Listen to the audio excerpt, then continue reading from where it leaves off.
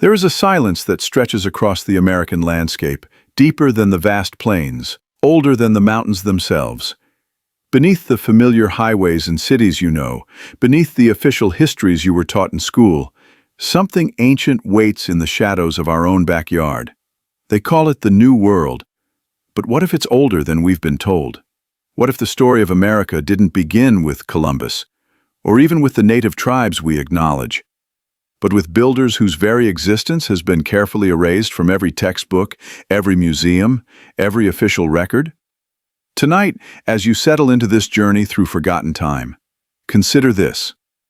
Why would the most powerful institutions in America work so hard to hide evidence of advanced civilizations that thrived here thousands of years before Europeans arrived?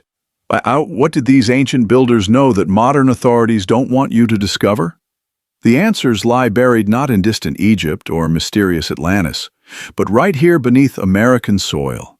And those answers might change everything you thought you knew about your own country's true heritage. So close your eyes, let your mind wander, and prepare to uncover the forbidden archaeology of America. In the fading light of a South Dakota sunset, Mount Rushmore stands as America's most recognizable monument, its four presidential faces gazing eternally eastward across the Great Plains. Millions visit each year, snapping photos and marveling at Gutzon Borglum's masterpiece carved between 1927 and 1941.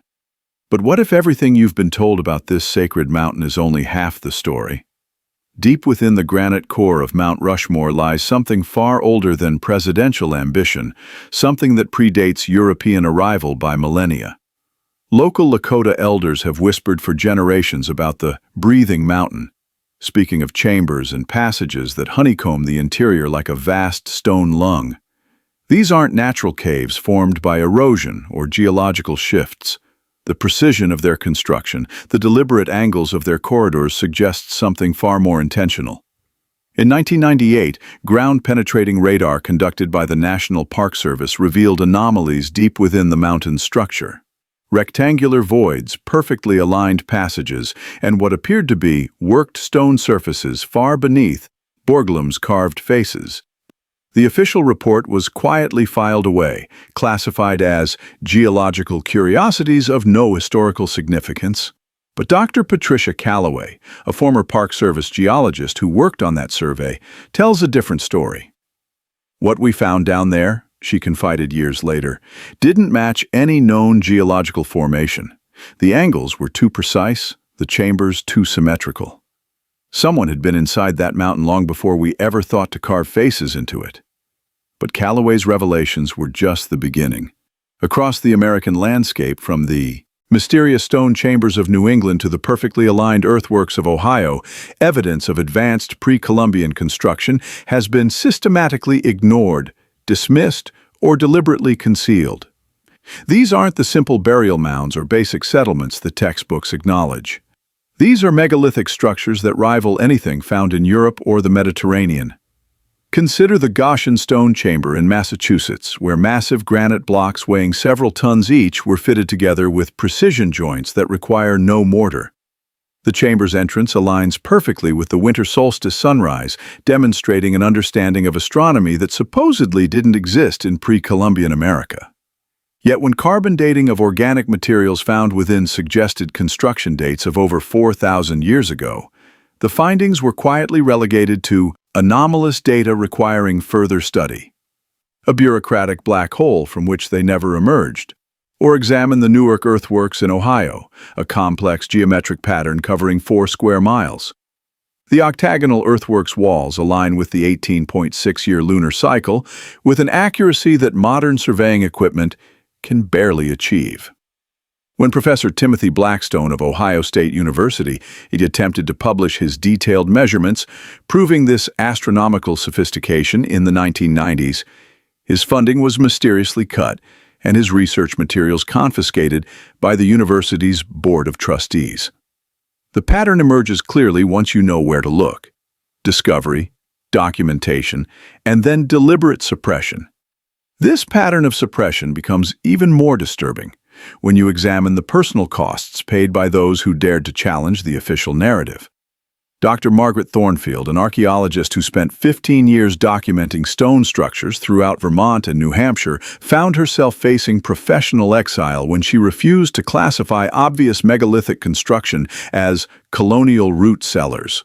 Her detailed photographic evidence showed tool marks inconsistent with 18th century methods, along with astronomical alignments that served no practical purpose for food storage.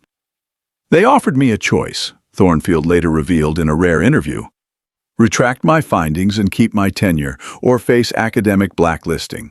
When I chose truth over comfort, I discovered how quickly the archaeological establishment can erase someone who threatens their carefully constructed timeline." The Thornfield case wasn't isolated. Researcher after researcher has faced similar fates when their evidence pointed toward advanced pre-Columbian civilizations.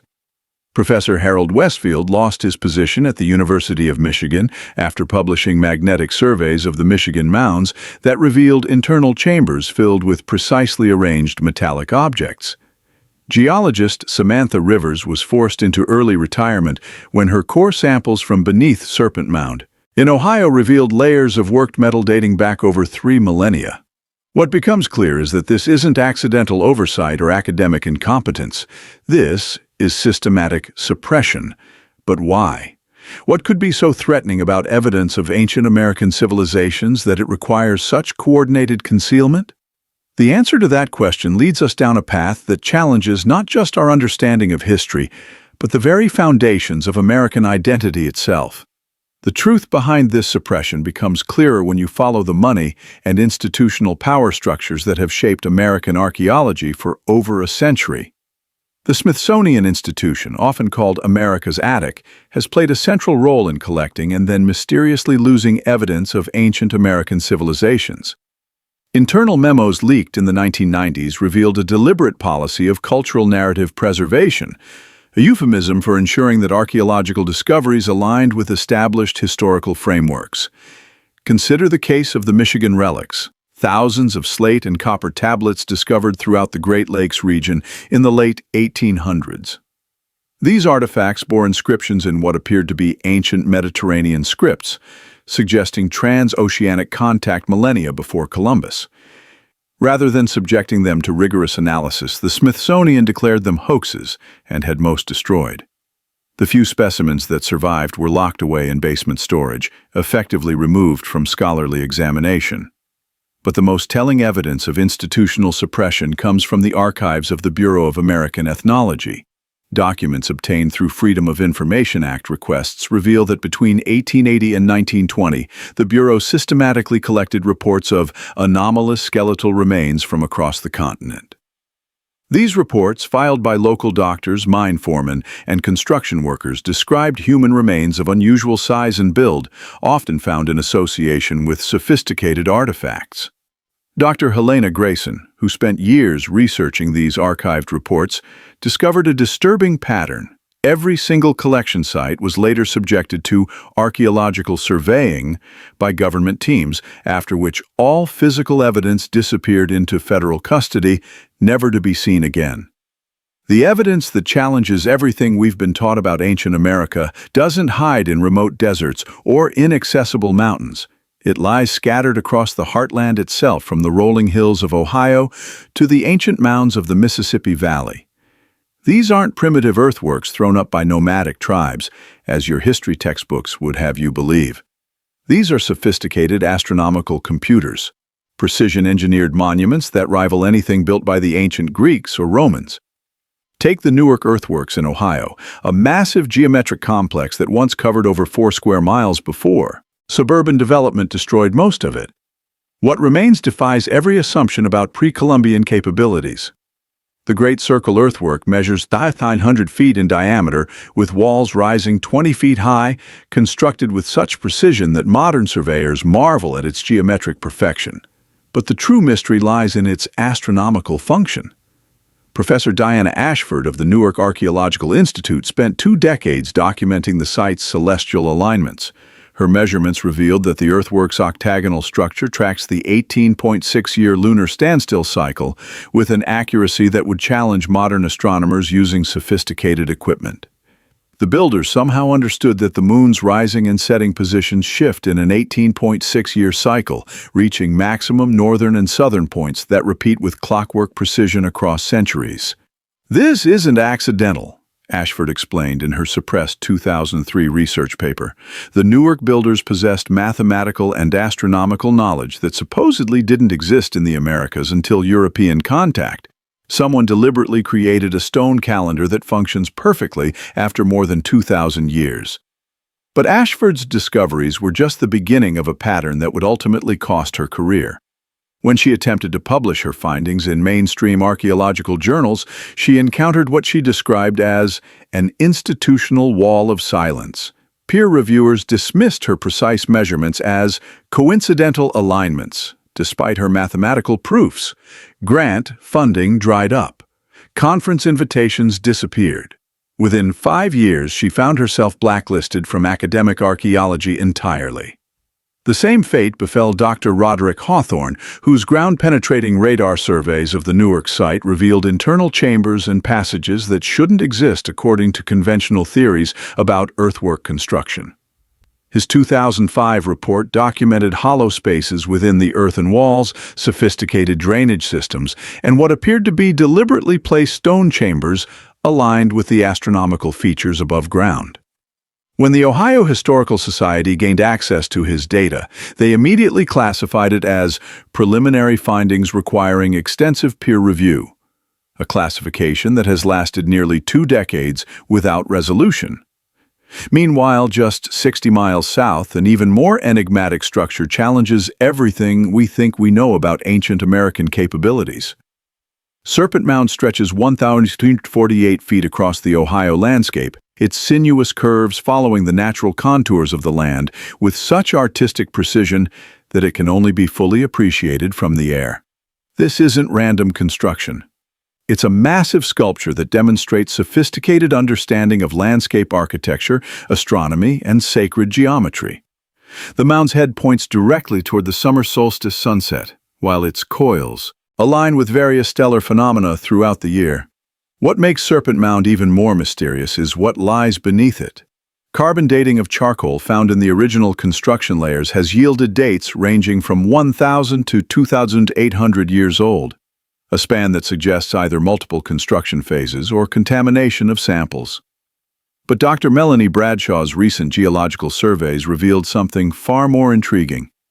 The mound sits directly above a massive underground crater, the remnants of an ancient meteorite impact that occurred roughly 250 million years ago. This placement isn't coincidental. The ancient builders deliberately chose this site, suggesting they possessed knowledge of geological formations invisible to the naked eye. Bradshaw's team discovered that the impact crater creates unique electromagnetic properties in the surrounding rock, generating measurable energy fields that fluctuate in patterns corresponding to the serpent's curves above ground. It's as if they built a massive antenna designed to interact with natural Earth energies, Bradshaw noted before her research funding was abruptly terminated by the National Science Foundation. The pattern of discovery and suppression becomes even more disturbing when you examine the artifacts that have vanished from these sites. In 1889, the Smithsonian's David Wyrick excavated a series of inscribed stones from nearby burial mounds, including tablets bearing Hebrew and ancient scripts that shouldn't exist in pre-Columbian America. These Decalogue stones were hastily declared fraudulent and removed from public display, despite no credible analysis ever being conducted to prove their fabrication. Similar artifacts have disappeared from sites across the Ohio Valley, copper plates bearing unknown scripts, precisely carved stone implements showing advanced metallurgy, and skeletal remains exhibiting unusual anatomical features. The systematic removal of these artifacts follows a disturbing pattern that extends far beyond Ohio. Dr. Patricia Clearwater, who spent 15 years cataloging missing Smithsonian acquisitions, discovered that over 40,000 items collected from ancient American sites between 1880 and 1930 simply vanished from official records. These weren't common pottery shards or arrowheads. These were anomalous artifacts that challenged conventional timelines, sophisticated metalwork, inscribed tablets, and tools showing advanced manufacturing techniques. The disappearances aren't random, Clearwater revealed in her final report before retiring from the institution. Every missing item shared one characteristic. It suggested technological or cultural sophistication that contradicted the primitive narrative we've built around pre-Columbian America. Someone made deliberate decisions about what evidence the public would never see. The implications of this systematic suppression become even more chilling when you consider what else might be hidden in government archives and private collections. If simple earthworks and artifacts have been deemed too dangerous for public knowledge, what about the more extraordinary discoveries? What about the reports of massive stone structures found deep underground during mining operations? What about the skeletal remains that don't match any known human population? As we delve deeper into this hidden history, the evidence points towards something that would fundamentally challenge not just our understanding of ancient America, but our entire conception of human development itself. For if advanced civilizations once thrived on this continent, civilizations capable of precision astronomy and monumental construction, then what happened to them? And more importantly, what happened to the people who built these impossible monuments? The giants in the earth that early American settlers wrote about with such disturbing frequency. The most explosive evidence of ancient American giants comes not from modern archaeological expeditions, but from the forgotten archives of 19th century America itself. Between 1850 and 1920, over 3,000 newspaper reports documented the discovery of human skeletal remains measuring between 7 and 12 feet in height, found in burial mounds across the Midwest and beyond. These weren't sensationalized tabloid stories. They were sober reports filed by local doctors, engineers, and respected community leaders who witnessed the excavations firsthand. Perhaps the most remarkable testimony comes from a speech that history has tried to erase. In 1848, during his campaign for the U.S. Senate, Abraham Lincoln addressed a crowd in Springfield, Illinois, speaking about recent discoveries in nearby Indian mounds. According to surviving fragments of his remarks, Lincoln referenced the bones of men of mighty stature that had been unearthed during railroad construction, describing skeletal remains that towered above the common man as the oak towers above the sapling. This wasn't political rhetoric or frontier folklore.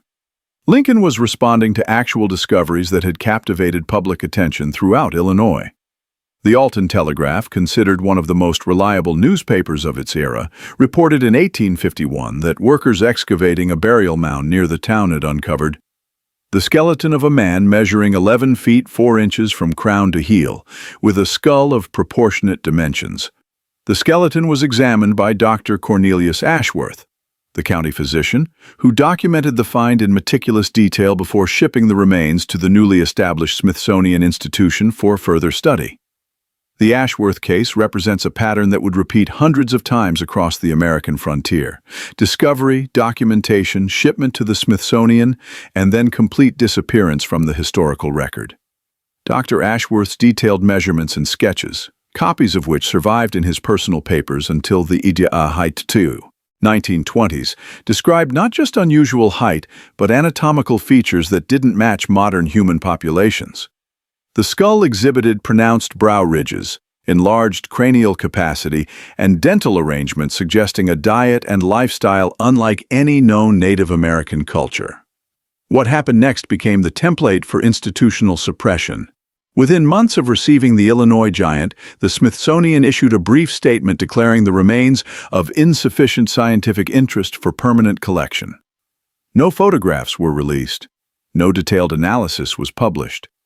The skeleton simply vanished into the institution's vast storage facilities, joining what would eventually become thousands of similar specimens from across the continent. The pattern accelerated as westward expansion exposed more burial sites. The Ohio State Journal reported in 1868 that railroad workers near Zanesville had uncovered a burial chamber containing 7 skeletons, the shortest measuring 8 feet in height, arranged in a ceremonial circle around artifacts of unknown metal composition. Local physician Dr. Clarence Fairfield examined the remains and noted that the bone density and muscle attachment points suggest individuals of extraordinary physical strength, far exceeding normal human parameters. Again, the Smithsonian dispatched a collection team. Again, the evidence disappeared without trace or publication. Fairfield's protests to the institution went unanswered, and his subsequent attempts to locate the specimens were met with bureaucratic stonewalling. The systematic nature of this suppression becomes undeniable when you examine the internal correspondence of Smithsonian officials during this period. Letters obtained through estate sales and private collections reveal a deliberate policy of what they termed anomalous specimen management.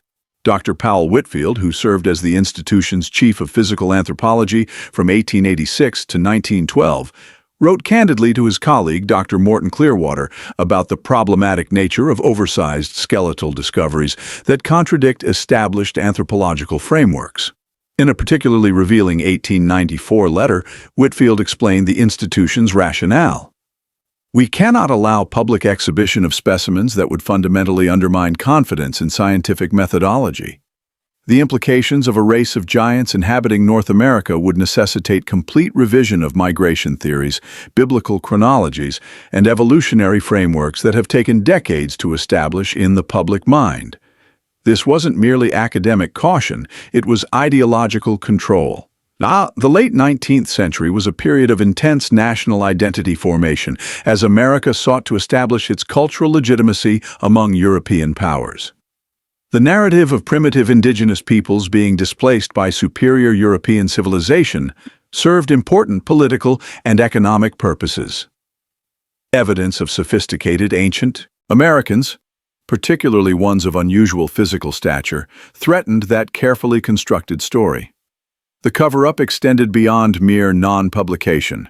Whitfield's correspondence reveals that problematic specimens were routinely transferred to private storage facilities, often under the supervision of wealthy Smithsonian donors who maintained personal collections.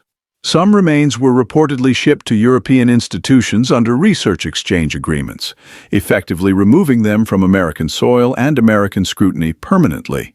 Perhaps the most damning evidence of deliberate suppression comes from the personal journal of Dr. Jeremiah Thornton, a Smithsonian field collector who worked throughout the Midwest between 1895 and 1908. Thornton's private writings, discovered in his family's attic in 1987, reveal a man increasingly troubled by what he witnessed.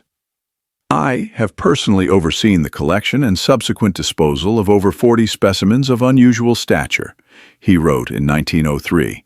"Each time I am instructed to catalog them as standard Native American remains, despite measurements that clearly contradict this classification." Thornton's journal describes a systematic operation involving multiple government agencies. Giant skeletal remains weren't simply stored and forgotten. They were actively destroyed. Dr. Whitfield has implemented new protocols, Thornton noted. Specimens exceeding 7 feet in height are to be photographed for institutional records, then cremated to prevent misinterpretation by unqualified researchers. "We are literally burning the evidence of America's true past." The implications of Thornton's revelations extend far beyond academic fraud. If the Smithsonian systematically destroyed evidence of giant humans for over 2 decades, what else have they concealed? What other discoveries challenged their preferred narrative so fundamentally that erasure became the only option? The answer to these questions leads us into even darker territory, where the suppression of ancient American giants connects to evidence of technological sophistication that would reshape our understanding of pre-Columbian civilization entirely. But first, we must examine what these giants were doing with the vast quantities of copper they extracted from the earth. Copper that vanished as completely as the people who mined it. In the pristine wilderness of Lake Superior lies an island that holds one of archaeology's most carefully guarded secrets. Isle Royale, a 45-mile stretch of ancient rock rising from the deepest of the Great Lakes, appears untouched by human hands to the casual visitor. But beneath its dense forests and along its rugged shores lie the remnants of the largest prehistoric mining operation ever discovered in North America. An industrial enterprise that extracted over 500,000 tons of pure copper from the earth more than 5,000 years ago. The scale of this operation defies everything we've been taught about ancient American capabilities. Dr. Octavia Dillingham, a metallurgist who spent 15 years studying the site before her research was mysteriously defunded, documented over 5,000 prehistoric copper mining pits scattered across the island. These weren't simple surface scrapings, but sophisticated extraction sites reaching depths of 30 feet or more. engineered with drainage systems and support structures that demonstrate advanced understanding of geology and mining techniques. What we found on Isle Royale represents industrial-level copper production, Dillingham explained in her suppressed 2006 report. The evidence suggests continuous mining operations spanning centuries, possibly millennia. The amount of copper extracted would have required a workforce numbering in the thousands, along with sophisticated logistics for transportation and processing. But here's where the mystery deepens into something far more extraordinary. Despite evidence of this massive extraction operation, virtually none of this copper has ever been found in archaeological sites across North America. 500,000 tons of copper, enough to supply the entire Bronze Age Mediterranean for centuries, simply vanished without a trace. Archaeological surveys of ancient Native American sites across the continent have found copper artifacts numbering in the hundreds, not the hundreds of thousands that such massive extraction would suggest. The mathematical impossibility is staggering. Where did all that copper go? The answer emerged from an unexpected source.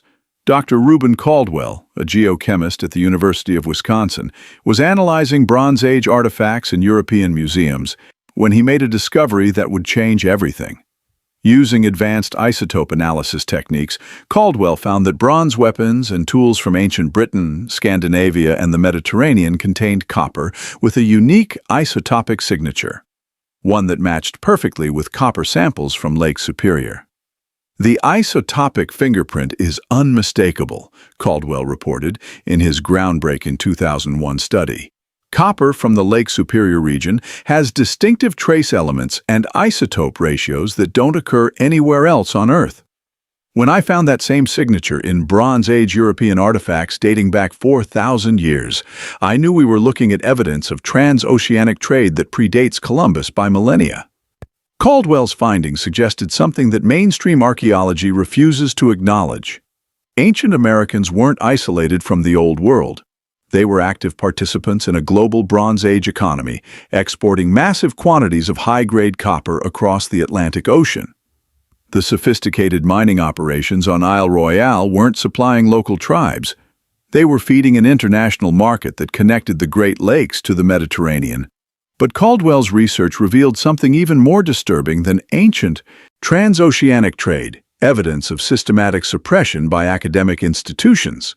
When he attempted to publish his isotopic analysis in major archaeological journals, he faced what he described as coordinated resistance from editors who seemed more interested in protecting established theories than examining new evidence.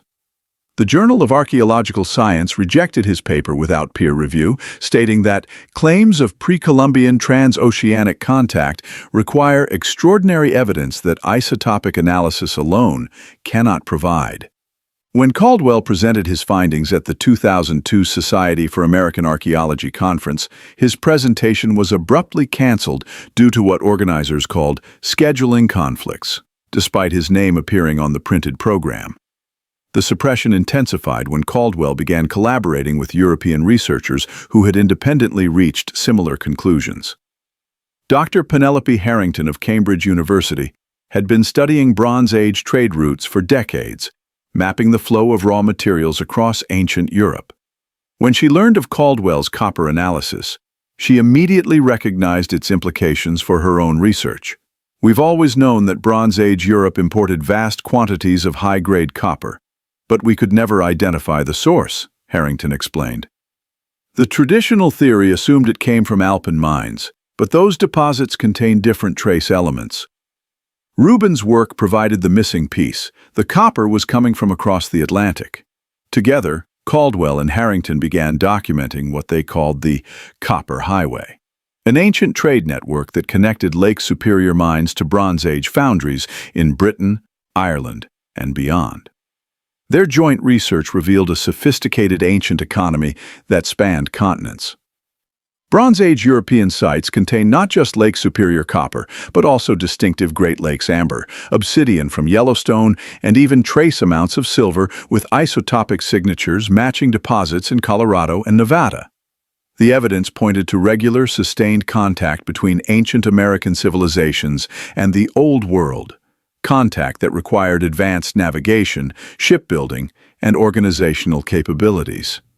But as their research gained international attention, both Caldwell and Harrington found themselves facing institutional pressure. Caldwell's university funding was cut, ostensibly due to budget constraints, while Harrington was reassigned to teaching duties that left no time for research. Their joint papers were rejected by every major publication, often without explanation. The message was clear: evidence of advanced ancient American civilizations engaged in global trade threatened too many established narratives to be allowed into mainstream discourse. If ancient Americans could mine copper on an industrial scale and ship it across oceans, what other capabilities might they have possessed? What other evidence of their sophisticated technologies might be hidden in the archaeological record? The copper mystery connects directly to an even more explosive secret, one that involves not just ancient trade networks, but evidence that these prehistoric Americans possessed knowledge of astronomy and mathematics that rivals our modern understanding. Hidden in plain sight across the American landscape are star maps carved in stone, astronomical calendars that track celestial cycles with precision that should have been impossible for supposedly primitive cultures. But these monuments tell a story that goes far beyond simple skywatching. Scattered across the American Southwest, from the red rock canyons of Utah to the high desert mesas of New Mexico, lies evidence of astronomical knowledge so sophisticated that it challenges everything we believe about ancient American capabilities. These aren't the simple seasonal markers or basic solar calendars that mainstream archaeology grudgingly acknowledges. These are precision star maps carved into stone with mathematical accuracy that rivals modern astronomical charts. Dr. Cordelia Ashworth, an archaeoastronomer who spent 20 years documenting petroglyphs across the Four Corners region, made discoveries that would ultimately cost her academic career. Working in the remote canyons of southeastern Utah, Ashworth identified rock art panels that precisely depict the positions of major constellations as they appeared thousands of years ago. But what made her findings truly extraordinary was the level of astronomical sophistication they revealed. These aren't primitive star pictures, Ashworth explained in her suppressed 2004 research. They're accurate stellar cartography that demonstrates knowledge of celestial mechanics we didn't think existed in the Americas until European contact. The precision is so exact that we can use them to date the observations with remarkable accuracy. The most compelling evidence comes from a site Ashworth designated as Panel 7 in 9 Mile Canyon, Utah. Carved into a massive sandstone wall are symbols that unmistakably represent the Big Dipper, Orion's Belt, and the Pleiades star cluster. But these constellations aren't shown in their current positions. Instead, they're depicted exactly as they would have appeared approximately 12,000 years ago, before the last ice age ended. This dating is possible because of a phenomenon called axial precession, the slow wobble of Earth's rotational axis that causes the apparent positions of stars to shift over thousands of years. It's the same astronomical principle that ancient Greek astronomer Hipparchus is credited with discovering in the 2nd century BC. Yet here, carved into American stone, is evidence that ancient peoples understood and accurately tracked this 26,000-year cycle, millennia before it was supposedly discovered by classical civilization. The implications staggered Ashworth. To create accurate star maps accounting for precession requires not just casual skywatching, but sophisticated mathematical understanding and multi-generational record-keeping, she noted. These ancient Americans were tracking stellar movements across time frames that span dozens of human lifetimes. This suggests an organized, scientifically minded culture with institutional memory far beyond anything we've attributed to pre-Columbian peoples. But Ashworth's most shocking discovery came when she began analyzing petroglyphs in Chaco Canyon, New Mexico. Working with advanced photogrammetry equipment, she documented a massive rock art panel that appeared to map the entire northern sky as it existed 10,000 years ago. The carving included not just major constellations, but also the positions of planets, the path of the Milky Way, and even markers indicating the precession of the equinoxes. This wasn't just astronomy, Ashworth realized. This was a comprehensive celestial reference system, carved in stone to preserve astronomical knowledge across ages. Someone wanted to ensure that future generations would have access to precise stellar data even if their civilization collapsed. When Ashworth attempted to publish her Chaco Canyon findings, she encountered the same institutional resistance that had silenced so many researchers before her. The Journal of Archaeological Science rejected her paper, claiming that extraordinary claims require extraordinary evidence. Despite her providing detailed photographic documentation, mathematical analysis, and corroborating testimony from independent astronomers who had verified her stellar calculations. More troubling was what happened when she tried to access the site for follow-up research. Suddenly, areas of Chaco Canyon that had been open to researchers for decades were declared culturally sensitive and placed under restricted access. When Ashworth applied for permits to continue her work, she was told that her research conflicted with established interpretations of ancestral Puebloan capabilities and could not be approved. The pattern of suppression extended to other researchers working on similar discoveries. Dr. Tobias Greenwood, an astronomer at Northern Arizona University, had independently identified star map petroglyphs near Flagstaff that showed identical astronomical sophistication. When he attempted to collaborate with Ashworth, his department chair warned him that pursuing fringe archaeology could jeopardize his tenure-track position. Even more disturbing was the fate of Dr. Isadora Fieldstone, a specialist in ancient mathematics who had decoded numerical sequences carved alongside the star maps. Fieldstone discovered that ancient American astronomers had not only tracked stellar precession, but had calculated it with an accuracy that wouldn't be matched by European science until the invention of telescopic astronomy. Her research funding was terminated without explanation, and she was forced to abandon her work entirely. The systematic suppression of astronomical evidence reveals a disturbing truth. Ancient Americans possessed scientific knowledge that fundamentally contradicts the primitive narrative we've been taught. These weren't simple hunter-gatherers marking seasonal changes. They were sophisticated astronomers conducting multimillennial observations, mathematicians calculating planetary cycles, and engineers encoding cosmic knowledge in permanent stone archives. Perhaps most revealing is what happened to the original petroglyphs themselves. Fieldstone's final report, leaked years after her forced retirement, documented deliberate vandalism at multiple sites. "Someone is systematically destroying the most sophisticated astronomical carvings," she wrote. "Precise cuts with modern tools have removed key numerical sequences and stellar position markers. This isn't random destruction, it's targeted elimination of specific information." The message is clear. Evidence of advanced ancient American astronomy is so threatening to established historical narratives that it must be actively erased, not merely ignored. But why? What makes the idea vitae of sophisticated pre-Columbian science so dangerous that it requires such coordinated suppression? The answer lies in what these astronomical monuments were designed to monitor. Not just the regular cycles of stars and planets, but the approach of cosmic events that could threaten civilization itself. Ancient Americans weren't just mapping the heavens for agricultural or religious purposes.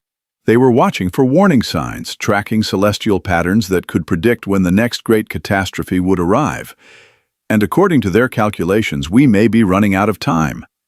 For hidden beneath American soil are structures that suggest our ancestors knew something was coming, something that would require underground refuge on a massive scale. Deep within the Grand Canyon, beyond the tourist trails and guided tours, lie sections of America's most iconic natural wonder that have been permanently sealed from public access. These aren't temporary closures for wildlife protection or geological instability.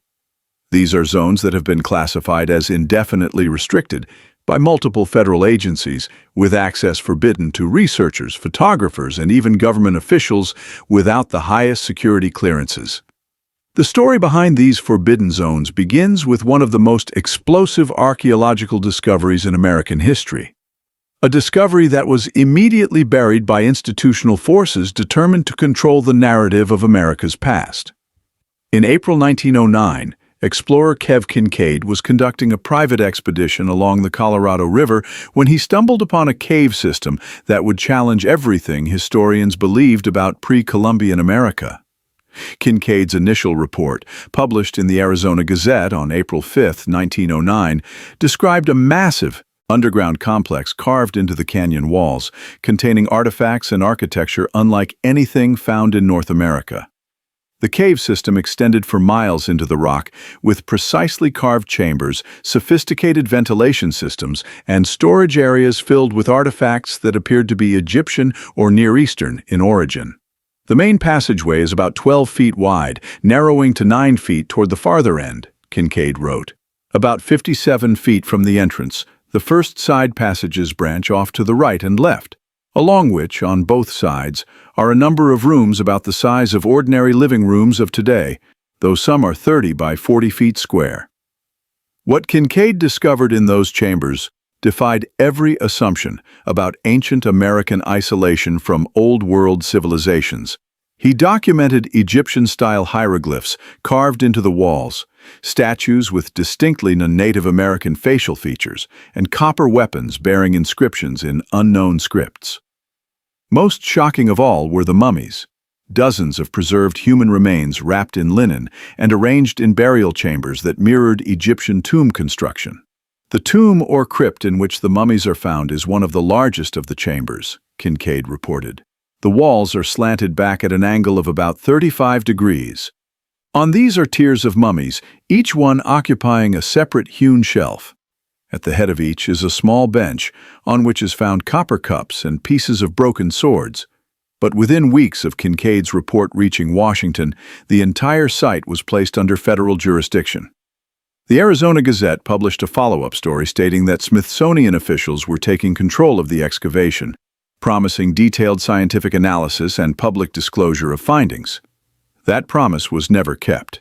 Instead, the cave system was sealed with concrete barriers, the area was declared off-limits to all civilian access, and Kincaid himself disappeared from historical records. Dr. Amanda Clearwater, a historian who spent years researching the Kincaid expedition, discovered that federal agencies moved with unprecedented speed to suppress the discovery. Within 30 days of the initial report, multiple government departments had coordinated to classify the entire area as a sensitive archaeological preserve, she documented in her 1998 study. The speed and coordination of the government response suggests that Kincaid's discovery threatened something far more significant than academic theories about pre-Columbian America. Clearwater's research revealed that within days of the Arizona Gazette report, officials from the Department of the Interior, the War Department, and even the newly formed Bureau of Investigation had descended on the Grand Canyon site. This wasn't standard archaeological protocol, Clearwater noted. The response resembled a national security operation more than a scientific expedition. Multiple agencies that normally had no involvement in archaeological matters suddenly claimed jurisdiction over a cave system in Arizona. Even more disturbing was what happened to the physical evidence. Local witnesses reported seeing military convoys removing large quantities of artifacts from the canyon in the weeks following the discovery. These materials were allegedly transported to secure facilities in Nevada and New Mexico, where they vanished into classified storage systems that persist to this day.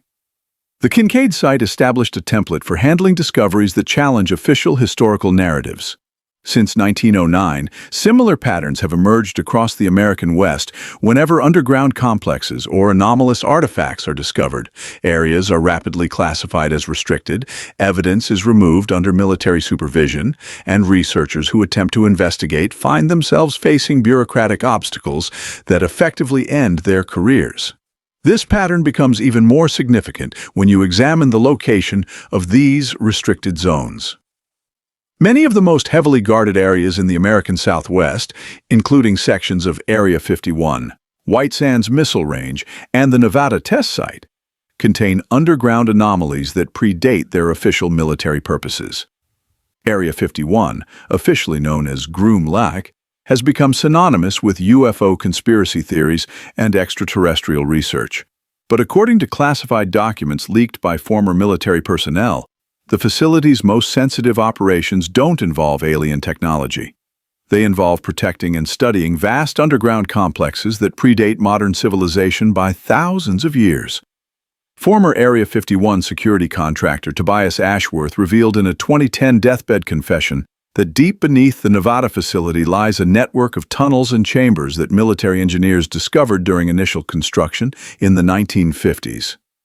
"We weren't building over empty desert," Ashworth testified. "We were building over ruins, massive stone structures that extended down into the earth further than our equipment could measure." According to Ashworth, the underground complex showed the same sophisticated engineering found in other suppressed archaeological sites: precisely cut stone blocks, advanced ventilation systems, and chambers arranged according to astronomical alignments. Most disturbing of all were the artifacts recovered from the deepest levels, technological devices that appeared to blend ancient craftsmanship with principles that modern science was only beginning to understand. "The brass made it clear from day one," Ashworth revealed. "Our job wasn't just to guard what we were building up top. We were guardians of what was already down below. Whatever those ancient people knew, whatever they built, it was important enough that the government would do anything to keep it secret." But the underground complexes represent more than hidden history. They suggest that ancient Americans were preparing for something catastrophic, building refuges designed to preserve civilization through global disaster. The question that haunts modern researchers is simple. What were they preparing for? And is it coming again? The systematic suppression of evidence regarding advanced pre-Columbian civilizations isn't the result of academic incompetence or bureaucratic oversight. It's the product of a carefully orchestrated network that has operated for over a century, connecting the most powerful institutions in American society through shared interests and coordinated action. At the center of this network stands a web of relationships that links academic institutions, government agencies, and private foundations in a brotherhood of silence that protects establishment narratives at all costs. The modern structure of this suppression began to take shape in the late 19th century during the era of rapid American expansion and industrialization. Wealthy industrialists like Andrew Carnegie understood that controlling historical narratives was as important as controlling natural resources. When Carnegie established his network of museums, libraries, and educational institutions, he wasn't just promoting public education. He was creating a system for managing public perception of America's past. Carnegie's correspondence, discovered in family archives decades later, reveals his true motivation. In an 1892 letter to fellow industrialist Cornelius Whitmore, Carnegie wrote, "The story of this continent must serve the purposes of progress and civilization. Evidence that suggests advanced indigenous capabilities threatens the very foundation of our manifest destiny. Better that such inconvenient truths remain buried than undermine confidence in American superiority." This wasn't mere cultural prejudice. It was economic strategy. The narrative of primitive Native Americans justified territorial expansion, resource extraction, and the displacement of indigenous populations. Evidence of sophisticated ancient civilizations would have complicated land claims and challenged the legal foundations of American expansion. Carnegie's approach became the template for institutional control that persists today. He established a network of trustees and board members who moved seamlessly between universities, museums, and government positions, ensuring that archaeological policy remained consistent across institutions.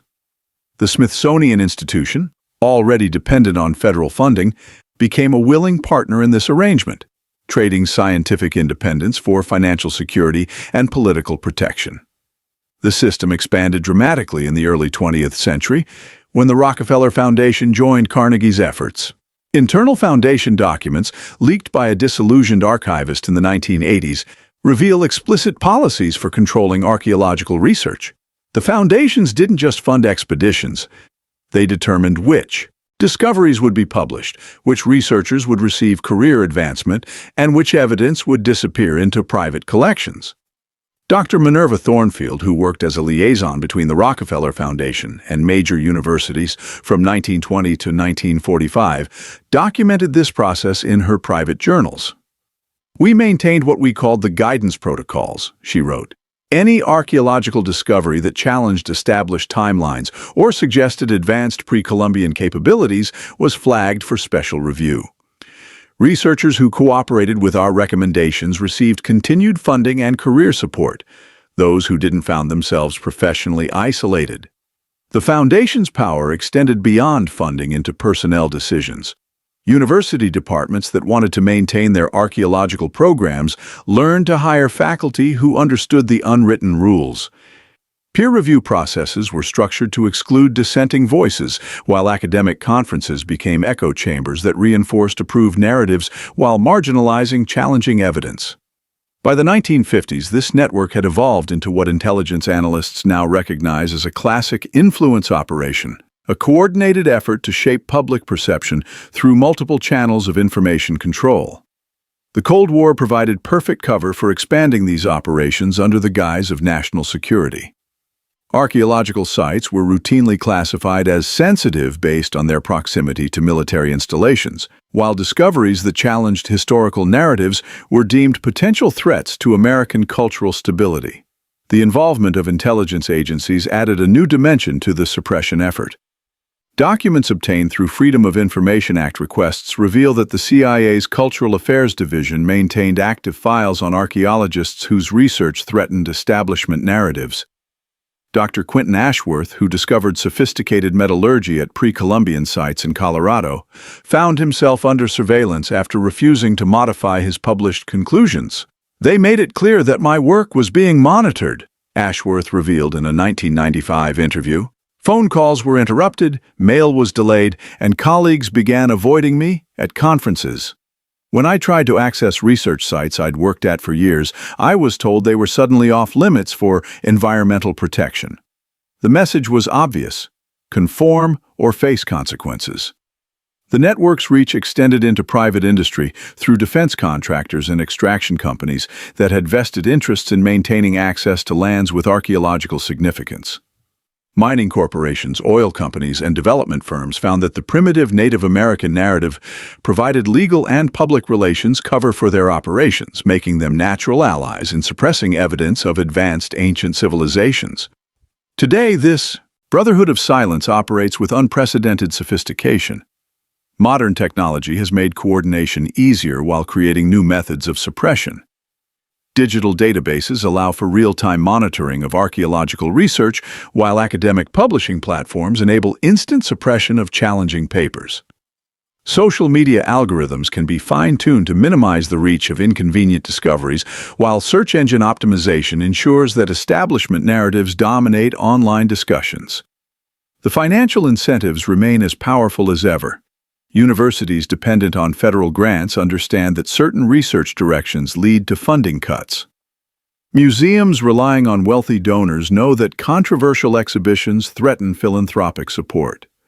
Individual researchers face a stark choice: conform to approved narratives or watch their careers evaporate. Dr. Penelope Clearwater, who attempted to expose this network in her 2018 book, The Gatekeepers of History, found herself facing coordinated attacks from multiple directions. Academic journals refused to review her work, conferences canceled her speaking engagements, and her university suddenly discovered budget constraints that eliminated her position. Her book was pulled from major retailers after complaints from concerned historians, whose identities were never revealed. But perhaps the most insidious aspect of this suppression is how it has shaped public consciousness. Generations of Americans have been conditioned to dismiss evidence of advanced ancient civilizations as fringe or conspiracy theory, making them complicit in their own ignorance. The Brotherhood's greatest triumph isn't hiding the evidence. It's convincing people that the evidence doesn't matter. Yet beneath this carefully constructed facade, the truth about ancient American technology continues to surface, revealing capabilities that our modern world is only beginning to understand. While mainstream archaeology dismisses the Baghdad Battery as an anomalous curiosity from ancient Mesopotamia, evidence scattered across North America suggests that electrochemical technology wasn't unique to the Old World. Hidden in plain sight throughout the American landscape are artifacts and structures that demonstrate sophisticated understanding of electricity, precision engineering, and acoustic manipulation. technologies that challenge our fundamental assumptions about pre-Columbian capabilities. The evidence begins with metalwork that shouldn't exist according to conventional timelines. Dr. Ophelia Thornfield, a metallurgist who analyzed artifacts from Cahokia before her research was terminated, discovered copper objects bearing microscopic evidence of electroplating. The technique, which uses electrical current to deposit thin layers of metal onto objects, wasn't supposed to exist in the Americas until European industrial processes arrived in the 19th century. Under electron microscopy, these copper artifacts showed uniform coating thickness and crystal structure patterns that can only be achieved through electrochemical deposition, Thornfield documented in her suppressed 2007 report. The precision was extraordinary. We're talking about coating uniformity measured in microns. This wasn't accidental chemical reaction or natural patination. Someone deliberately used electrical current to plate these objects over 1,000 years ago. But Thornfield's most shocking discovery came when she analyzed the copper's source material. Isotopic testing revealed that the raw copper came from Lake Superior mines, but it had been refined using techniques that removed specific impurities in ways that required understanding of electrical conductivity and resistance. The ancient metalworkers weren't just using electricity, they were engineering it for specific applications. The electroplating discovery led Thornfield to investigate other anomalous technologies at Cahokia, the massive pre-Columbian urban center near present-day St. Louis. What she found there challenged everything archaeologists thought they knew about ancient American engineering capabilities. The site's famous earthen mounds weren't just ceremonial structures. They were sophisticated technological installations that generated measurable electromagnetic fields. Using ground-penetrating radar and magnetometer surveys, Thornfield's team discovered that the mounds contained precisely arranged layers of different materials. Alternating bands of clay, sand, charcoal, and metallic deposits that created what amounted to massive electrical capacitors. The engineering was deliberate and sophisticated, she noted. Someone understood that different materials could store and release electrical energy when arranged in specific configurations. Even more remarkable was the discovery of what Thornfield termed conductor networks. Thin copper wires and metal strips buried throughout the site in geometric patterns that connected the major mounds. These networks showed evidence of deliberate electrical engineering, with junction points and insulation materials that suggested systematic understanding of current flow and electromagnetic field generation. When Thornfield's team measured electromagnetic activity at the site, they detected anomalies that couldn't be explained by natural geological processes. The mounds generated low-frequency electromagnetic pulses that followed predictable patterns, cycling through intensity variations that corresponded to lunar and solar cycles. It was as if the entire complex had been designed as a massive electromagnetic instrument, Thornfield realized, calibrated to interact with natural planetary energies in ways we're only beginning to understand. The electromagnetic properties of Cahokia weren't unique. Similar anomalies have been detected at ancient sites across North America, suggesting a continent-wide network of technological installations that modern science is only beginning to recognize. Dr. Horatio Clearwater, an electrical engineer who secretly investigated these sites before retiring from government service, documented electromagnetic anomalies at over 40 locations from the Great Lakes to the southwest. What we're seeing isn't random, Clearwater revealed in a leaked 2015 report. These sites were engineered to interact with the Earth's natural electromagnetic field. The positioning, the materials, the geometric arrangements, everything suggests systematic understanding of geophysical energy systems that we're only rediscovering through modern quantum physics research.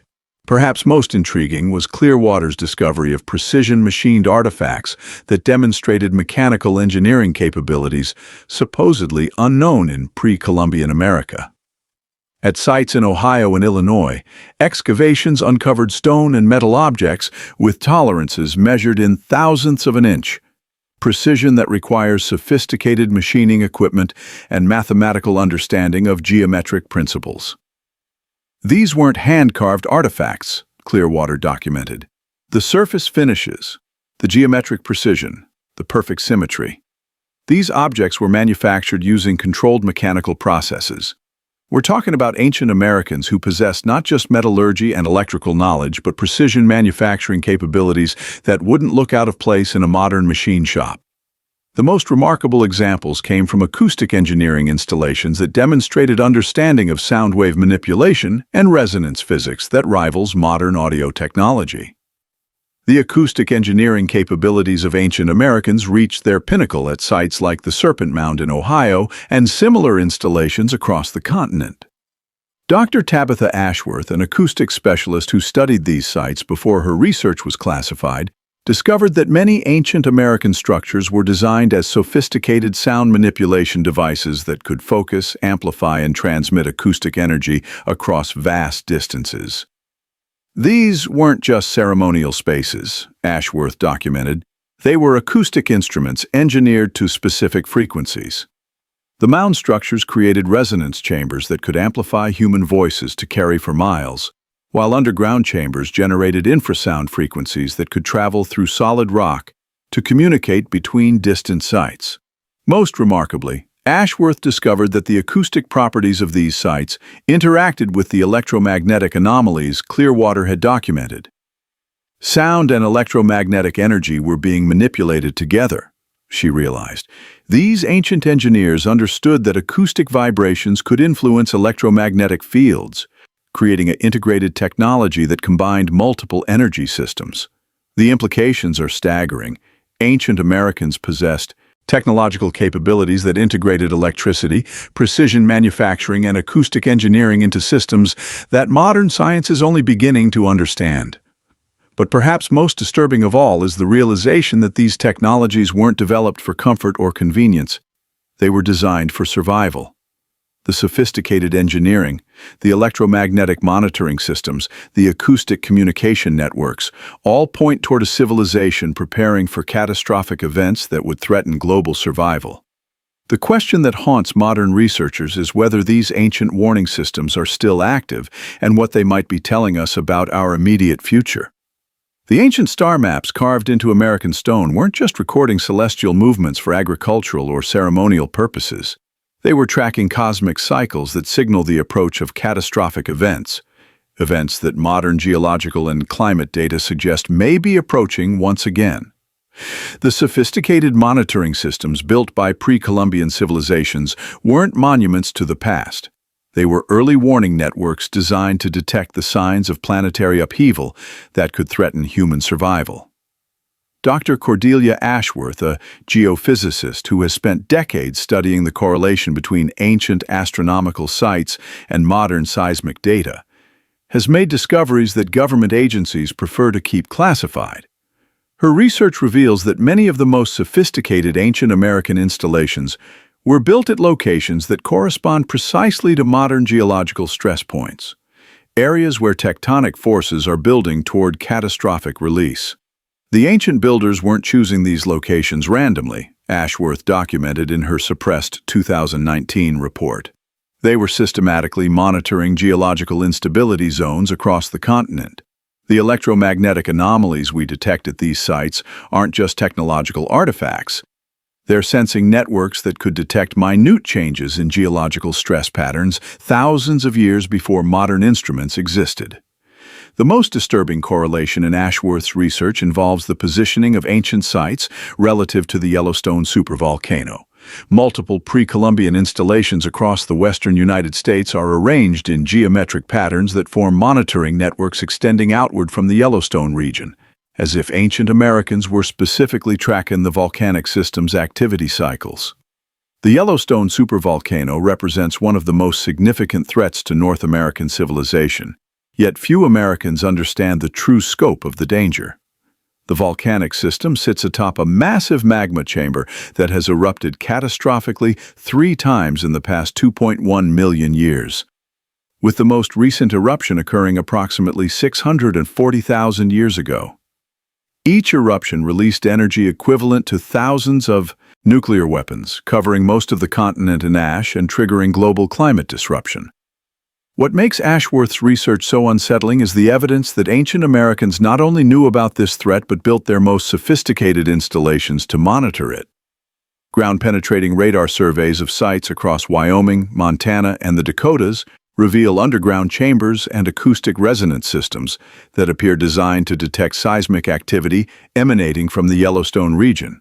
The ancient monitoring network extends in concentric rings outward from Yellowstone, Ashworth documented. The electromagnetic and acoustic properties of these sites create a continental-scale detection system that could sense minute changes in volcanic activity hundreds of miles away. These weren't primitive peoples. They were geophysicists who understood planetary systems at a level we're only beginning to appreciate. Modern seismic data suggests that the Yellowstone system may be approaching another active phase. Ground uplift, increased earthquake frequency, and changes in thermal activity all indicate rising magma pressures beneath the caldera. But perhaps most alarming is the recent activation of electromagnetic anomalies at ancient sites across the monitoring network, sites that have remained dormant for centuries. The Yellowstone threat becomes even more ominous when combined with seismic activity along the New Madrid fault system, another geological feature that ancient Americans appear to have monitored with extraordinary precision. The New Madrid seismic zone, stretching across Missouri, Arkansas, Tennessee, and Kentucky, produced some of the most powerful earthquakes in recorded American history during the winter of 1811-1812. These quakes were so severe they temporarily reversed the flow of the Mississippi River and created new lakes across the landscape. Dr. Tobias Clearwater, a seismologist who has studied correlations between ancient sites and modern fault activity, discovered that pre-Columbian installations along the Mississippi Valley were positioned at precise intervals that correspond to seismic stress measurement points. They weren't just building near the river for transportation, Clearwater revealed in classified research. They were creating a seismic monitoring network that could detect earthquake precursors across the entire continental interior. Recent geological surveys suggest that pressure is building along the New Madrid system once again. Microseismic activity has increased significantly over the past decade, while GPS measurements detect subtle ground movements that indicate tectonic stress accumulation. Most disturbing of all, electromagnetic anomalies at ancient sites along the fault zone have begun exhibiting activity patterns not seen since systematic monitoring began. The convergence of threats extends beyond geological hazards to climate patterns that mirror conditions preceding historical catastrophes. Ice core data and climate modeling suggest that North America may be approaching a period of rapid climate transition, similar to the Younger Dryas event that ended the last ice age 12,000 years ago. The Younger Dryas period represents a stark warning about how quickly stable climate systems can collapse. Within decades, global temperatures plummeted, ice sheets advanced across continents, and sea levels dropped dramatically. The event coincided with mass extinctions and the disappearance of advanced Paleolithic cultures across North America, cultures that had thrived for millennia before vanishing almost overnight. Climate data suggests that similar rapid transitions occur in predictable cycles, driven by solar activity variations, ocean current disruptions, and volcanic forcing, that can trigger cascading feedback loops.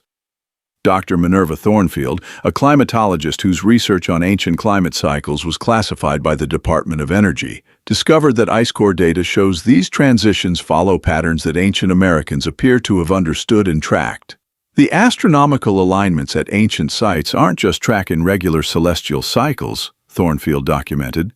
They're monitoring solar activity patterns, orbital variations, and cosmic events that correlate with climate transition periods. These ancient scientists understood that climate change isn't gradual, it's sudden, catastrophic, and cyclical. The convergence of geological, seismic, and climate threats facing modern America mirrors conditions that have previously triggered civilizational collapse. The ancient builders who created continental monitoring networks, underground refugees, and sophisticated survival technologies weren't preparing for theoretical dangers. They were responding to recurring planetary cycles that threaten human civilization with predictable regularity. The question that should terrify every American is simple.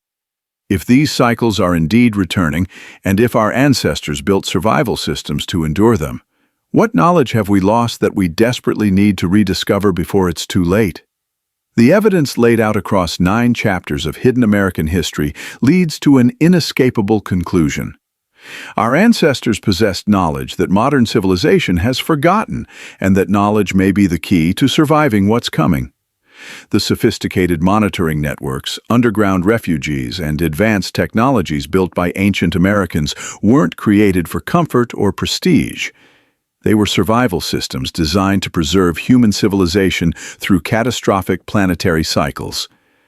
For the modern American man, this revelation carries profound implications that extend far beyond academic curiosity. We live in an era of unprecedented technological dependence, urban concentration, and institutional centralization that makes our society extraordinarily vulnerable to the kinds of disruptions that ancient peoples planned for and survived. While our ancestors built resilient communities with distributed survival capabilities, we've created a fragile civilization that could collapse within days if critical infrastructure fails. The mainstream narrative that dismisses ancient Americans as primitive hunter-gatherers isn't just historically inaccurate. It's dangerous. It has blinded us to survival knowledge that could save lives when the next catastrophic cycle arrives. The men who built continental monitoring networks understood something that modern society has forgotten. Civilizations rise and fall in predictable patterns, and only those who prepare for catastrophe survive to rebuild. This isn't about conspiracy theories or fringe archaeology. This is about recognizing that our ancestors were intelligent, capable people who faced and overcame challenges that make our modern problems seem trivial by comparison. They didn't have the luxury of believing that progress was linear or that government institutions would protect them from planetary-scale disasters. The ancient builders understood that survival isn't about individual heroism or technological superiority. It's about community resilience, practical knowledge, and the wisdom to recognize when major changes are coming. They built their societies around principles that modern men have largely abandoned: self-reliance, local production, distributed leadership, and deep understanding of natural systems that sustain human life. Consider what we've lost in just the past century. Most American men today couldn't grow their own food, build their own shelter, or maintain their own equipment without industrial supply chains. We've traded practical skills for specialization, community bonds for career mobility, and local resilience for global efficiency. This might work during stable periods, but it's a recipe for disaster when systems fail. The evidence suggests that systematic catastrophes occur more frequently than we want to believe.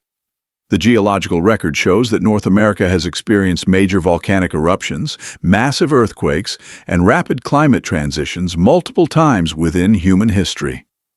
Each time, civilizations that prepared survived, while those that didn't vanished without trace. Ancient American men didn't wait for government agencies to protect them from planetary threats.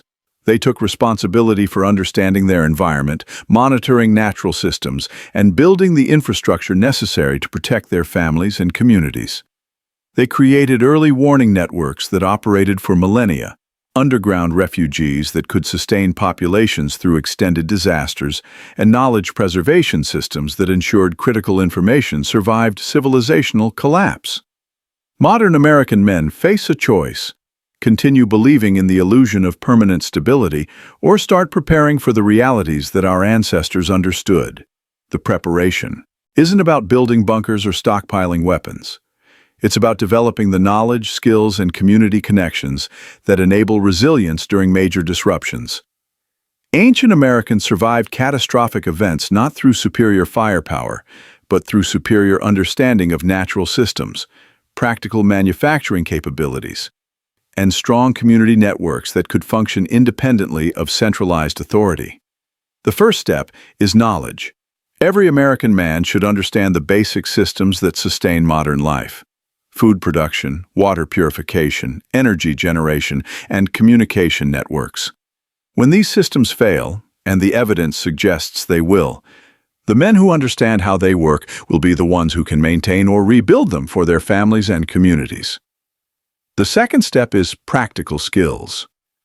Our ancestors weren't helpless consumers dependent on industrial supply chains. They were makers, builders, and problem solvers who could create what they needed from available materials. Learning traditional crafts, mechanical skills, and agricultural techniques isn't nostalgia. It's preparation for a future that may require these capabilities once again. The third step is community building. The lone survivalist fantasy is just that, a fantasy.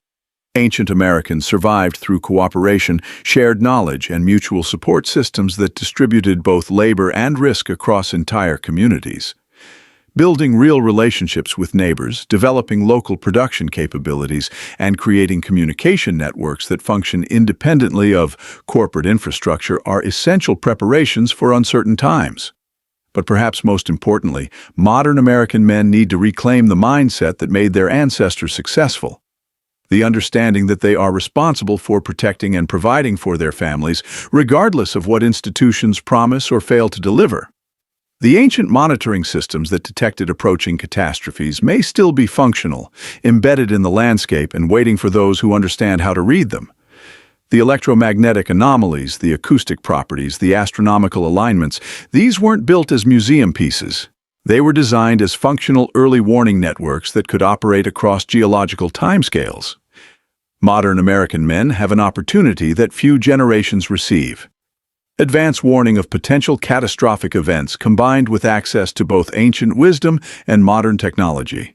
The question is whether we'll use this advantage or waste it arguing about academic theories while real threats build toward critical thresholds. The evidence suggests that major disruptions may arrive within the next few decades. Geological upheavals, climate transitions, or solar events that could cripple modern infrastructure. When that happens, the men who prepared will become the leaders who rebuild. The knowledge and skills that seem unnecessary today will become invaluable tomorrow. This isn't about fear. It's about responsibility. Our ancestors faced planetary-scale catastrophes and survived them. They left us both warnings and solutions, carved in stone and embedded in the landscape. The least we can do is pay attention to what they tried to tell us. The ancient builders of America weren't primitive. They were our teachers, showing us how to survive in a dangerous universe. The question isn't whether we're worthy of their knowledge. It's whether we're wise enough to use it before it's too late. The time for denial is over. The cycle is returning, and preparation begins now.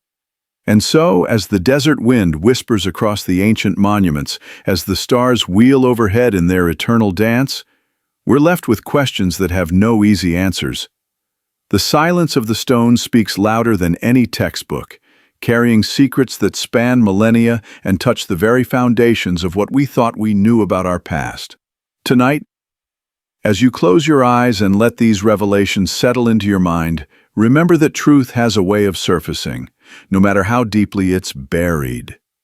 The ancient builders of America left their messages not in words that could be erased or stories that could be changed, but in stone and star, and the very bones of the earth itself. Sleep now, knowing that somewhere beneath the familiar landscape of your country lie chambers and passages that have waited in darkness for thousands of years, holding knowledge that could change everything. Dream of civilizations that rose and fell before recorded history began, of men who understood the cosmos well enough to carve its secrets into permanent stone. And when you wake, perhaps you'll see the world around you differently. Perhaps you'll notice that the official stories don't quite fit the evidence. Perhaps you'll begin to ask the questions that need asking, and seek the answers that powerful institutions would prefer to keep hidden. The ancient builders are gone, but their work endures. In the silence between sleeping and waking, their whispers still carry on the wind, patient as stone, eternal as the stars they mapped so long ago. Rest well. The truth will still be there when you're ready to find it.